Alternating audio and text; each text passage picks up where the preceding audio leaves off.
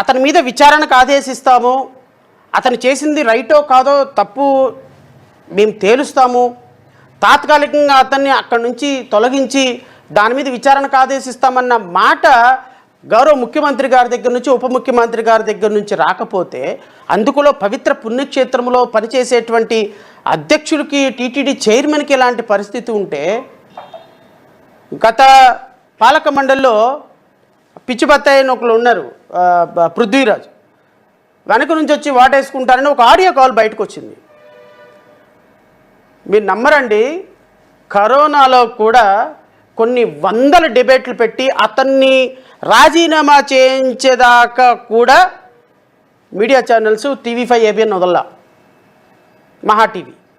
ఆఖరికి మాజీ ముఖ్యమంత్రి జగన్మోహన్ రెడ్డి గారు ఇమ్మీడియట్గా ఆయన రిజైన్ చేయించమని చెప్పేసి immediately he has taken a call.